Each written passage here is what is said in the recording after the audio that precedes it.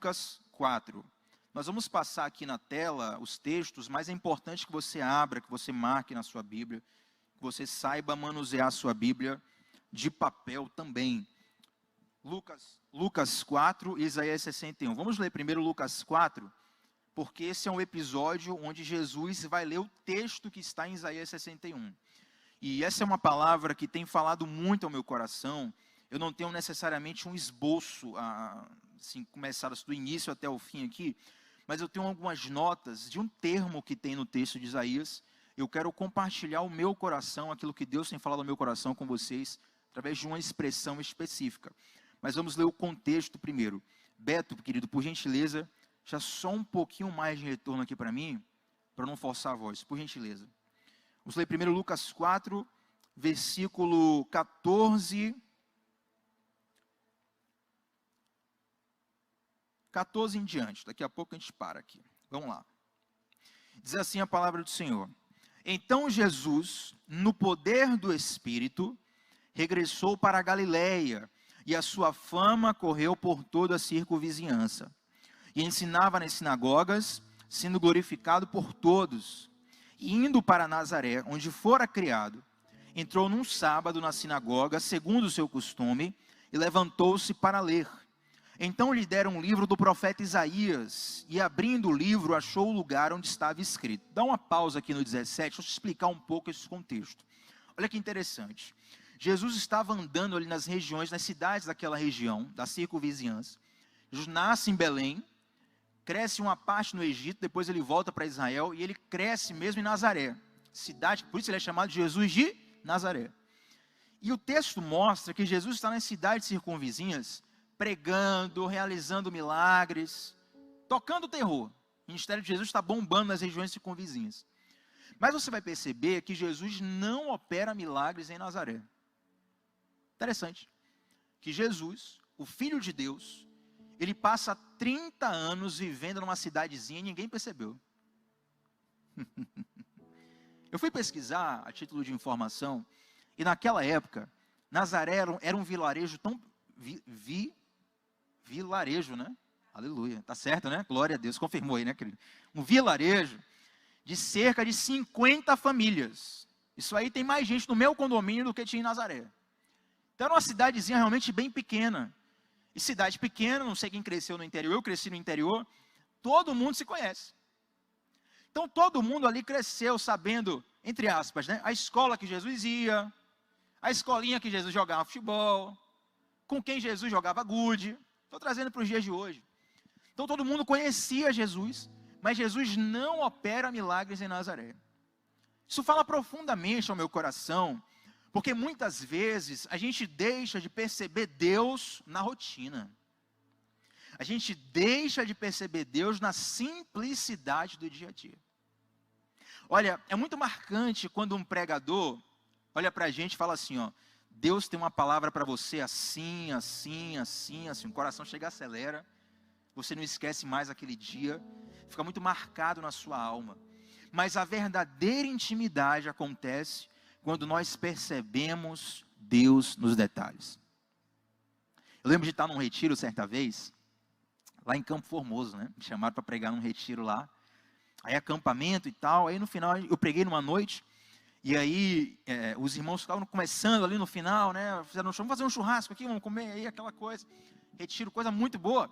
Aí foi ficando tarde, os irmãos foram cada um indo para o seu quarto e tal. Aí daqui a pouco passou um grupo de mulheres, de irmãs.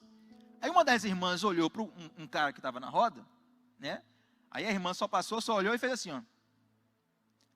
Aí o cara, não, tem que ir, já vou, tchau. Eu falei, ih, rapaz, ó, a mulher manda nele. Começou aquela piadinha de homem, né? A mulher manda nele, ele não fica um minuto mais se a mulher mandar ir para casa. Eu sem entender nada. Aí o cara falou, você não viu, Tiago? A mulher dele passou aqui e só fez assim, ó. Ele já percebeu tudo. Ou seja, eu que sou de fora, não percebi nada. Mas o cara que tem intimidade com a esposa, numa piscada da mulher, o cara já levantou e foi para o quarto. Perceba que intimidade tem a ver com você entender Deus nos seus detalhes. Você precisa ter esse coração aberto para ouvir o que Deus está falando no dia a dia. Quando você está conectado com Deus de verdade, irmão, até você escorrega numa casca de banana, Deus ministra algo no teu coração. Você vê um post no Instagram, Deus dá uma resposta para você. Você conversa com alguém, a conversa não é nem sobre nada importante, aí Deus confirma algo na tua vida. E Tiago, como é que eu faço para ter esse coração sensível na prática? Você precisa estar disposto, aberto e atento. Então, por exemplo, só uma pergunta aqui, acho que pouca gente, mas quem assiste aqui e gosta de futebol americano? Futebol americano. Aí, ninguém, tá vendo? Alguém? Futebol americano? Americano mesmo, quarterback e tal. Você gosta mesmo? Olha aí, velho. Qual é o seu nome? Como? Só eu e Dino aqui, ó. Vocês estão fora, cara. Futebol que vocês gostam, que o Beijoca foi craque aqui, que eu também gosto. Vamos observar, futebol americano é um esporte muito popular nos Estados Unidos e muito pouco popular no Brasil. Tem crescido, mas muito pouco. Então, o futebol americano é um esporte um pouco complexo. E quando você para assistir a primeira vez, você não entende nada. Nada. É tão complexo que quando o juiz marca algumas faltas, o juiz tem um microfone aqui na cintura, que ele ativa e fala a falta, né? Holding, offense, number, não sei o quê. Porque a torcida que está no estádio, às vezes, não percebe o que aconteceu. Mas quando você vai se acostumando, antes do juiz marcar a falta, você já percebeu que teve uma falta ali. Porque a sua mente está aberta, você está interessado naquilo. Então, para você desenvolver o teu ouvido espiritual, você tem que ficar, de certa forma, um pouco pilhado mesmo, buscando pelo em ovo, até que Deus fale com você. Não me entenda mal. No início, vai parecer que você está buscando pelo em ovo. Mas daqui a pouco, você vai começar a enxergar coisas que outras pessoas não enxergam. Aí quem não enxerga vai dizer, isso é pelo em ovo, mas você agora já está tendo um nível de intimidade com Deus, no qual Deus fala com você. Quem está entendendo aqui? Não seja como as pessoas de Nazaré, que viveram com Deus durante 30 anos, e não perceberam que Deus estava do lado deles. Então vamos continuar. Não, eu queria falar outra coisa ainda, lembrei. Quando Jesus chegou na sinagoga para ler o texto, talvez alguém possa pensar no desenvolvimento dessa mensagem, que Jesus escolheu aquele texto de propósito, que ele abriu a lei naquele texto, e falou, eu quero ler esse texto hoje. Mas na verdade, nas sinagogas sempre há uma programação dos textos a serem lidos. Tem sinagogas que separam a ordem dos textos a serem lidos do ano todo, para você ter uma ideia. Então, naquele dia específico, já havia um texto específico separado para alguém ler.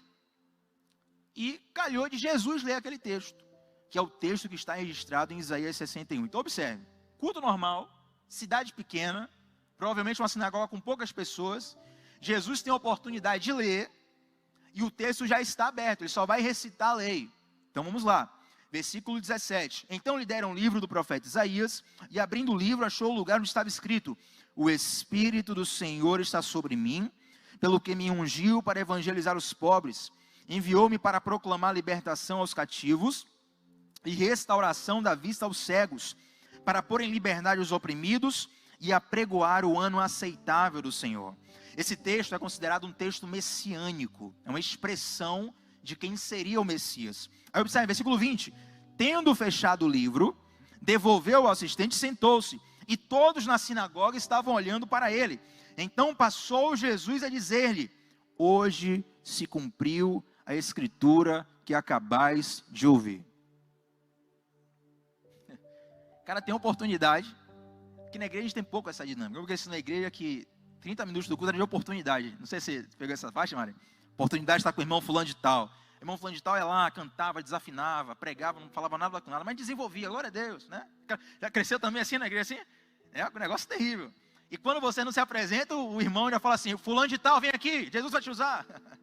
Aí de repente, Jesus vai lá, tem a oportunidade, lê esse texto, quando Jesus está sentando, todo mundo começa a olhar para Jesus, e o entendimento aqui do texto original, olhando Jesus com raiva, meio chateado, como assim? Você está dizendo que é você? Aí Jesus com a própria boca fala assim, ó, hoje se cumpre a escritura. Ele está dizendo, em outras palavras, ele está dizendo, eu sou o Messias.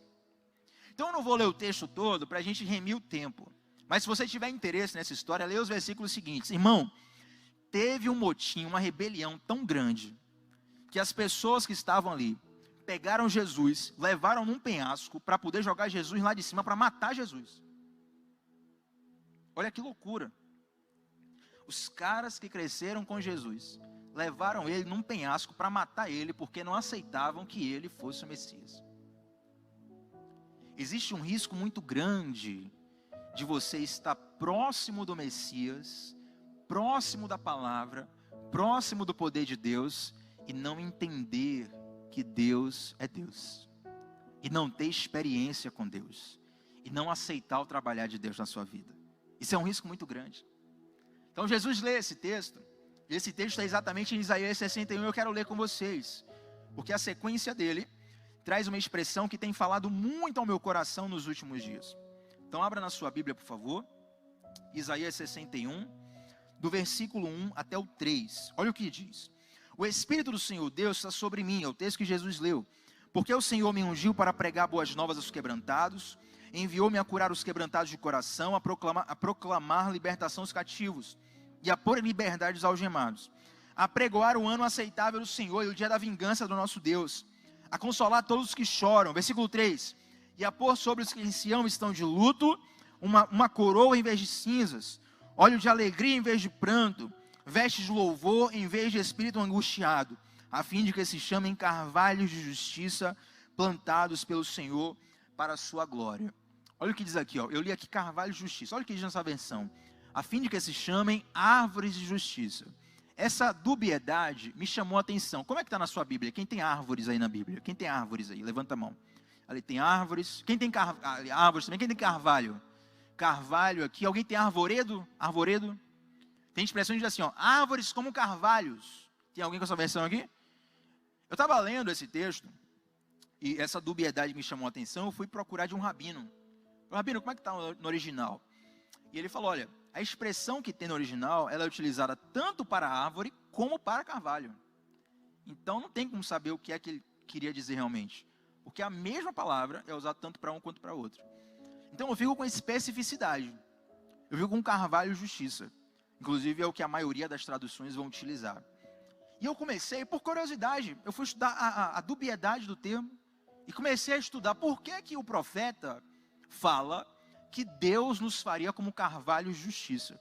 Então eu fui estudar sobre a árvore, que é um carvalho, e percebi características preciosas nessa árvore.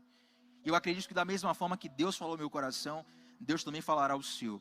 Eu separei aqui 4 características bem específicas sobre um carvalho. Um carvalho, na verdade, ele é uma árvore muito durável. O carvalho pode chegar a viver até 1000 anos de idade. Nós vamos viver 60, 70, 80. Os mais afortunados viverão 100 anos, um pouco mais. Um carvalho chega a viver 1000 anos de idade. Deus já começou a falar comigo através disso, porque isso fala sobre uma longanimidade. Isso fala sobre uma constância, isso fala sobre uma durabilidade. E uma das maiores perguntas, uma das perguntas mais feitas, pelo menos das que eu recebo, é: Tiago, como vencer a inconstância espiritual? Muitas pessoas lutam contra a inconstância.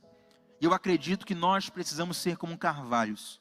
Alguém que não vive apenas um momento emotivo com Deus, mas que tem uma caminhada duradoura com Deus. Amém? Eu não sei se você já teve acesso a essa pesquisa, mas tem uma estatística que mostra que hoje no Brasil, tem mais pessoas que entraram e depois saíram da igreja do que evangélicos atualmente. Sabia disso? A gente usa o termo desviado, né? Fulano se afastou, se desviou. Tem mais afastado hoje no Brasil do que pessoas que fazem parte de uma igreja. Isso é muito sério. Eu conheço pessoas que tiveram experiências marcantes e profundas com Deus num fim de semana. E na segunda-feira já estavam distantes dos caminhos do Senhor. Eu conheço pessoas que, mesmo que sinceramente lutando para serem constantes, são vítimas da inconstância. Mas a Bíblia nos traz uma lição muito preciosa sobre constância. Primeiro você precisa entender o dano da inconstância. Inconstância não é algo que você vai achar apenas algo que não fica tão bonitinho na sua vida. Não, isso gera um dano muito profundo. Lá em Tiago capítulo 1, a Bíblia fala que o homem inconstante não conseguirá nada das mãos de Deus. Tiago fala assim, ó, não pense que esse homem conseguirá coisa alguma. O que o apóstolo está dizendo é, a pessoa que é inconstante não consegue alcançar nada de Deus. Olha a seriedade disso. Agora tem um texto do Antigo Testamento que eu acho muito lindo, e é uma chave para você vencer a inconstância espiritual. Está lá em Levítico capítulo 6, versículo 12 e 13, por gentileza, abra comigo. Eu creio que faz diferença você ler esse texto com seus próprios olhos, e há uma simbologia muito profunda nesse texto.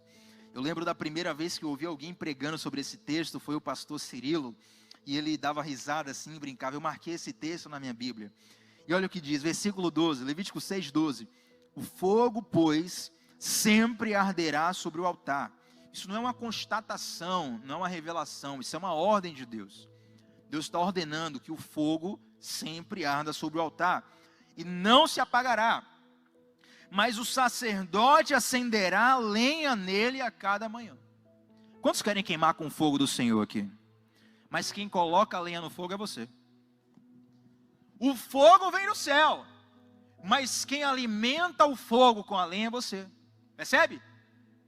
O fogo não se apagará, mas tem um método para o fogo não se apagar. É o sacerdote colocar lenha nele a cada manhã. Muitas pessoas estão clamando a Deus, dizendo, Deus envia avivamento. Mas ouça, avivamento não é um movimento do céu. Avivamento é uma resposta que você dá ao que Deus está derramando sobre sua vida. Avivamento não é um movimento do céu. Avivamento é uma resposta que você dá sobre o que Deus está derramando na sua vida. Eu lembro que recentemente eu fui no interior. Eu tenho uma sobrinha de 8 anos de idade, né? E eu fico no pé da minha irmã, falando, bota ela no karatê, porque eu gosto muito de luta. Lutei karatê, eu tenho umas medalhas em casa lá, que eu sempre pratiquei muito esporte. Aí eu sempre fico, né, aí quando eu fui no interior agora, recentemente, alguns meses atrás, eu pensei assim, vou colocar na cabeça da minha sobrinha para ela gostar de karatê, gostar de luta. Né? Aí ela estava lá dançando balé, eu pegava já o movimento do balé e falava, isso aqui é um golpe, assim, você pode fazer assim e tal. E aí eu pensei assim, fazer o seguinte, eu vou pensar que eu vou pegar minhas medalhas, eu peguei um monte de medalhas assim que eu tinha, vou colocar no pescoço dela para sentir se o olho dela brilha ou não, para sentir, né? Não brilhou, infelizmente, mas perceba que eu fiz um teste, então eu vou colocar aqui para ver se ela, eu enchi o peito assim, tá vendo aqui? Seu tio foi um campeão, e você também vai ser uma campeã, para sentir se aquela coisa brilhava, não brilhou, né? Não tem problema nenhum com isso, mas o que eu quero te dizer é que tem coisas que Deus faz na sua vida para sentir tua reação. Tem coisas que Deus toca no seu coração para saber se você vai dar o próximo passo. Muitas vezes na Bíblia, você vai perceber que a voz de Deus, ela é liberada com mais profundidade depois de um passo de obediência. Observe a história de Abraão. Sai da tua tenda, sai da tua parentela e vai para a terra que eu te mostrarei. Irmãos, até Deus falar com Abraão de novo, demorou anos e anos e anos e anos e anos. Por quê? Porque Abraão ainda andou um pouco com seu pai, depois o seu pai morreu, depois ele levou Ló com ele, depois demorou para Ló se desfazer dele. E quando ele saiu da terra e da parentela, Deus voltou a falar com ele. Em algumas expressões proféticas, Deus fala com o profeta assim, põe-te em pé e falarei contigo. Tem um comando, você responde aquele comando e Deus libera algo mais profundo. Quando nós vamos para Jeremias 18, a famosa história onde Jeremias observa um oleiro movendo o vaso, você percebe que Deus chega o profeta e fala assim, desce até a casa do oleiro e lá eu falarei contigo. Percebe? Um start, uma obediência, Deus derrama mais. Porque Deus está observando o seu nível de reciprocidade. E o nível da tua reciprocidade vai ser uma chave para abrir portas espirituais na sua vida. Então o fogo precisa arder continuamente sobre o altar. Mas é você que coloca lenha. Como eu coloco lenha, Tiago? Quando você abre tua Bíblia em casa, e fala assim, vou fazer o meu devocional aqui de 20 minutos, 30 minutos, 15 minutos, todo dia, todo dia, todo dia. Você começa a perceber que aquilo te enche, aquilo te fortalece. Ouça uma coisa, Satanás não consegue lutar contra a sua oração. Perceba que quando Daniel ora por 21 dias, o anjo chega, depois de 21 dias, e fala assim: Daniel, desde o primeiro dia, a tua oração foi escutada, tua oração foi ouvida. Ué, se foi ouvida desde o primeiro dia, por que não chegou então a resposta do primeiro dia? Aí o anjo fala: porque quando eu vim com a resposta, o príncipe do reino da Pérsia, que é um demônio, um principado, ele me impediu, e eu tive que chamar reforço. Presta atenção, irmão. A oração subiu no primeiro dia, para descer a resposta, foi 21 dias de guerra espiritual com o arcanjo Miguel envolvido. Barra pesada. Agora eu te pergunto, vamos pensar comigo aqui. Supondo que você seja Satanás. Graças a Deus ninguém é, né? Fé em Deus. O irmão ali repreendeu logo. Mas não é mais fácil você lutar logo para a oração do cara não subir aqui, do que você ter que lutar contra Gabriel, contra Miguel, contra um monte de... Uma lógica humana, gente. Não é mais fácil lutar para a oração não subir? Só que Satanás não tem poder contra a sua oração. Ela sobe. Agora, Tiago, se Satanás não tem poder contra a minha oração, qual é a estratégia que ele usa? Ele te desencoraja a orar. É a mesma coisa de uma arma.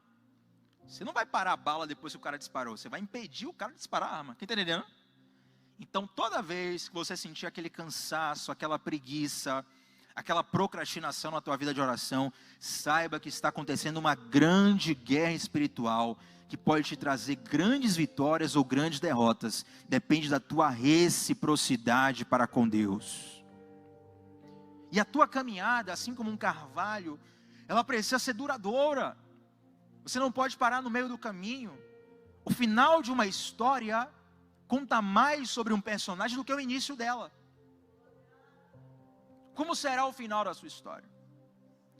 Claro que você pode olhar para trás e olhar para o presente e entender o que Deus já fez na sua vida como memoriais. Mas a tua fé de ontem não serve mais para hoje, você precisa renová-la. Você precisa viver novas coisas com Deus. Quando você lê Levítico, capítulo 6, versículo 2, como nós lemos, olha o que diz aqui, ó. E sobre ele porá em ordem o holocausto, e queimará gorduras das ofertas pacíficas. Versículo 13, o fogo arderá continuamente sobre o altar, e não se apagará. Gente, o sacerdote, quando ele colocava a lenha sobre o altar, antes de renovar a lenha toda manhã, ele tinha que retirar as cinzas da noite anterior. Tirar as cinzas diz respeito a muitas coisas. Eu poderia estar fazendo aqui um seminário só sobre tirar cinzas. Mas para a gente remir o tempo, tirar as cinzas diz respeito a tirar o luto, a tirar a coisa morta de dentro de você e a não se prender mais ao passado. Tem gente que não, tem que ser a música de antigamente, tem que ser a pregação de antigamente, tem que ser o jeito de antigamente. Gente, nessa brincadeira de que tem que ser como antigamente, eu vi igrejas na pandemia fecharem. Eu conheço, pessoalmente, pastores, que as igrejas deles fecharam. Porque mas culto tem que ser presencial, né? Online não é culto. Aí achou que a pandemia ia durar uma semana, 2, 3 meses, 6 meses, um ano e pouco, 2 anos. E aí os membros da igreja, que não podiam ficar sem culto, começaram a ir para outras igrejas online. E quando voltou presencial, eles foram para essas outras igrejas presencial. Você não pode se prender ao antigo. Ouça uma coisa, a essência de Deus é a mesma, mas a forma como Deus faz muitas vezes é diferente. Você já pegou uma garrafa de água mineral e percebeu que na garrafa de água mineral tem a validade, a data de validade? Aí tem lá, né? A data de validade. Você pergunta, uma água tem validade? O que tem validade? A garrafa. A água é a mesma, a essência é a mesma, mas a forma, ela muda muitas vezes. Por quê? Muitas vezes nós colocamos na caixinha um modo de Deus agir. Talvez você colocou na sua caixinha que para Deus falar com você eu tenho que gritar. Ou talvez você colocou na sua caixinha que para Deus falar com você eu tenho que cantar uma canção muito bonita. E eu posso chegar aqui, cantar uma canção desafinada, falar baixinho e Deus tocar profundo no teu coração. Entenda que Deus te conhece mais do que você mesmo. Deus tem formas novas para trabalhar na nossa vida, mas nós precisamos jogar as cinzas do altar fora.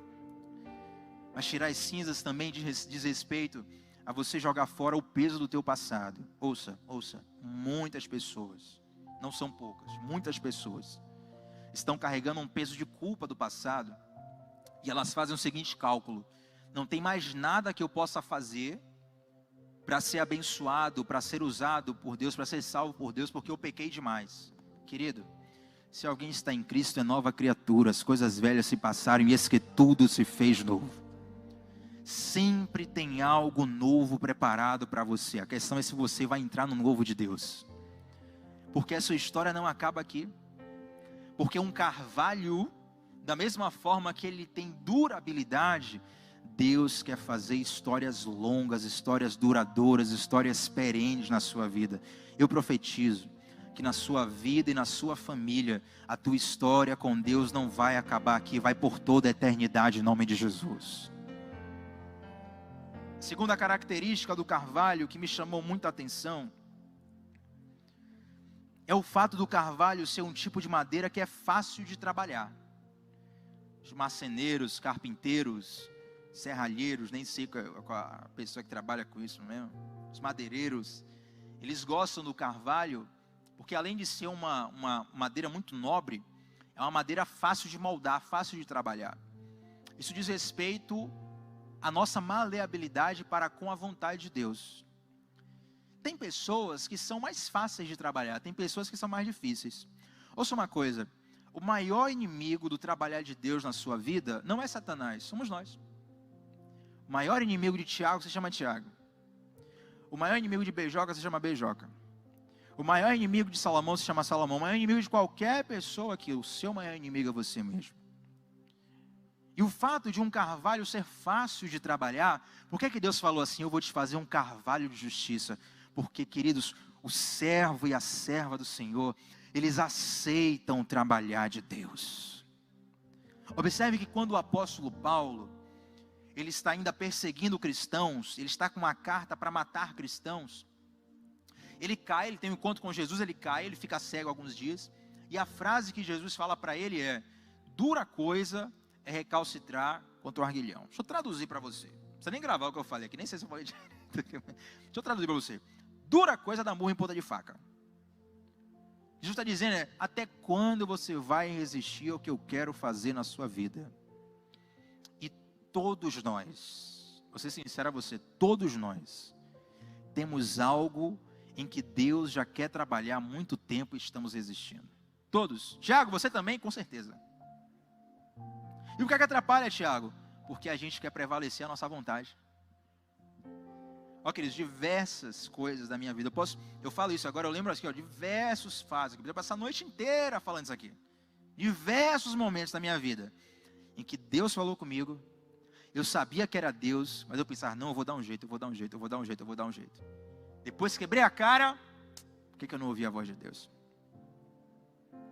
Da mesma forma, vem para minha memória diversas situações, onde eu tinha tudo convicto que ia dar certo, Deus falou, não vai. Eu obedeci pela fé, não faz sentido, mas se Deus falou, eu vou obedecer. E lá na frente eu percebi o grande livramento que Deus me deu. Quão maleável é o teu coração para o trabalhar de Deus? Eu acho difícil que tenha alguém que não ouve a voz de Deus. Acho muito difícil. Muito difícil. Não vou dizer que é impossível que eu não conheço o coração de ninguém, mas é muito difícil ter alguém que não ouça a voz de Deus. Mas existem muitas pessoas que ouvem a voz de Deus e resistem. O problema é que nós nunca sabemos qual é a nossa última oportunidade. Todo mundo tem um calendário dentro de si, né? Daqui a 10 dias eu vou assistir a luta de Charles do Bronx. Ele vai nocautear Islam Makhachev. E dia 22 e dia 23 é meu aniversário. Quem quiser me dar presente. Deus use a sua vida em nome de Jesus. E aí ano que vem vou fazer isso. Daqui a 10 anos vou estar assim, assim, assim. Todo mundo tem um plano. Se você perguntar para alguém o que você faria se ganhasse na loteria. Todo mundo tem um plano inteiro do que faria se ganhasse na loteria.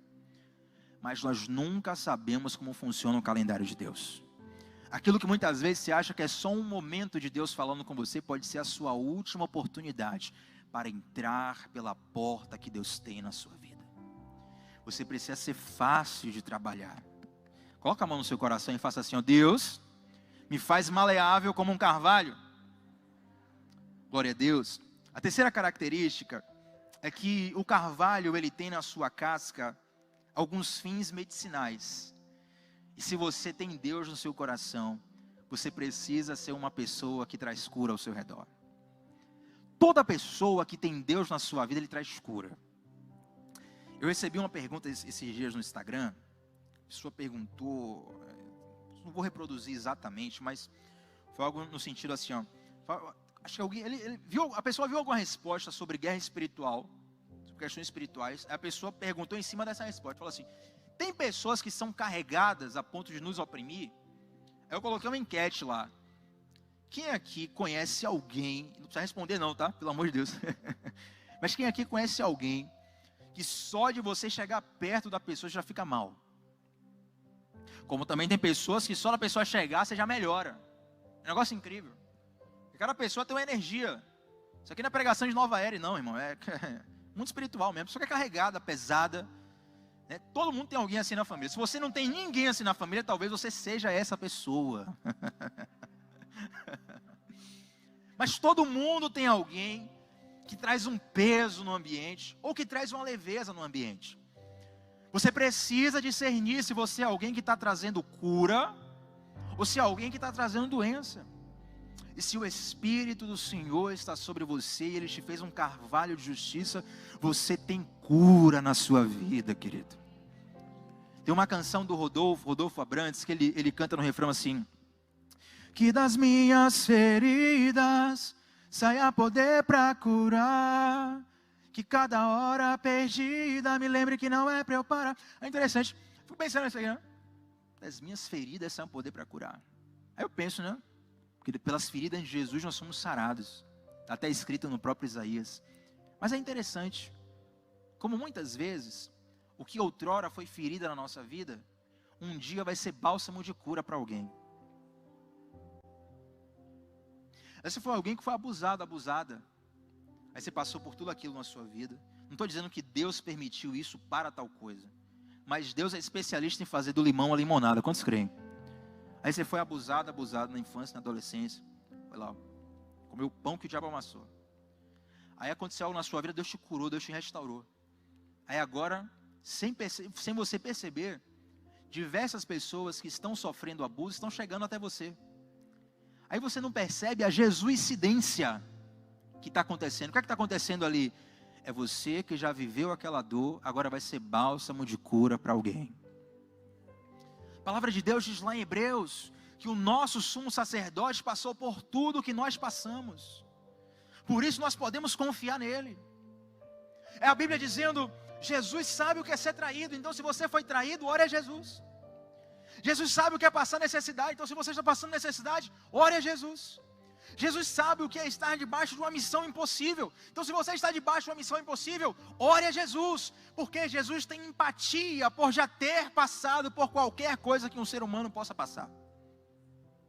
E quando você passar por feridas, saiba, meu irmão, minha irmã, que Deus pode remir as suas feridas, a ponto de te trazer cura e de te tornar uma cura em nome de Jesus.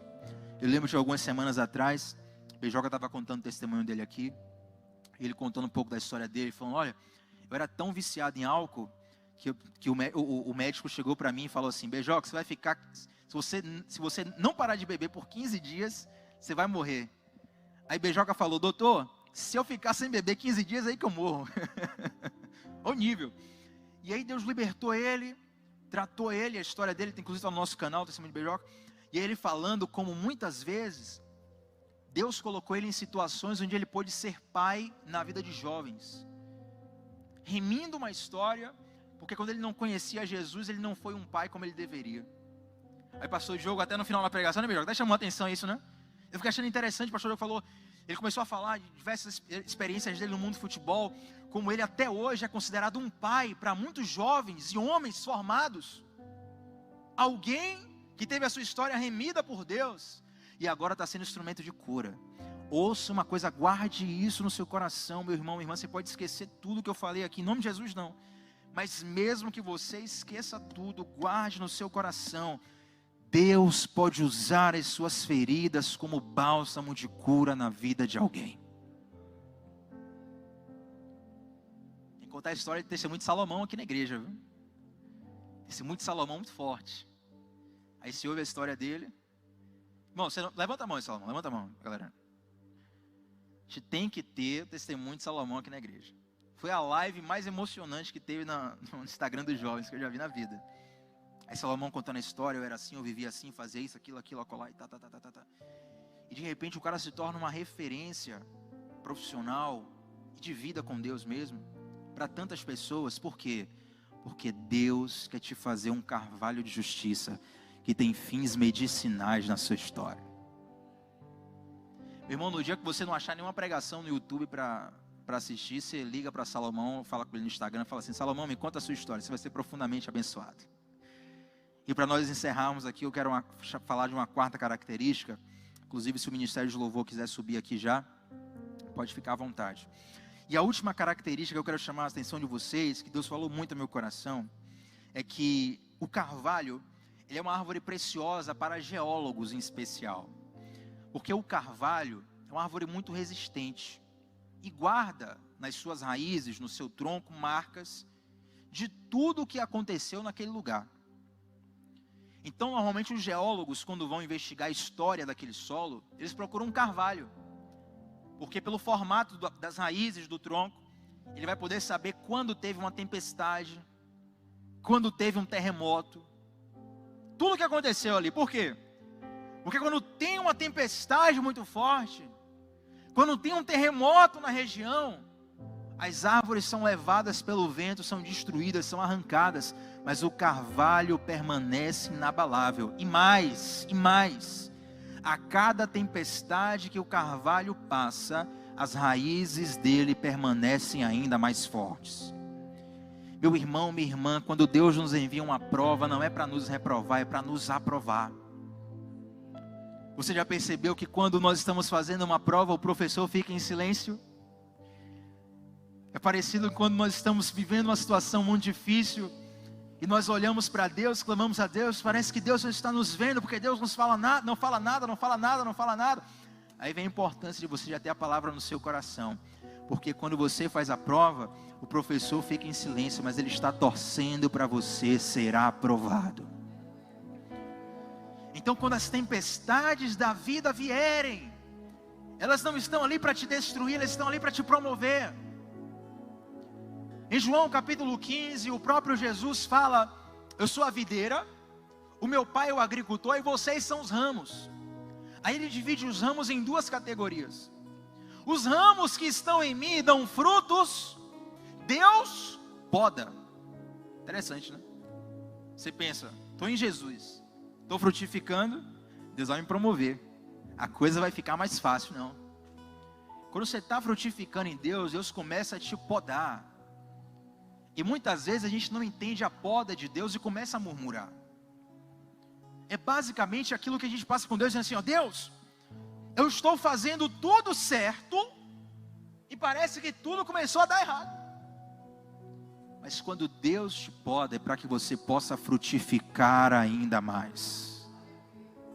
Aí Jesus fala assim, ó: o ramo que está em mim e não dá fruto, esse meu pai corta e joga fora. Deixa eu perguntar uma coisa para você. Tem diferença entre podar e cortar? Podar é cortar, gente, né? Quem está comigo aqui? Podar, cortar.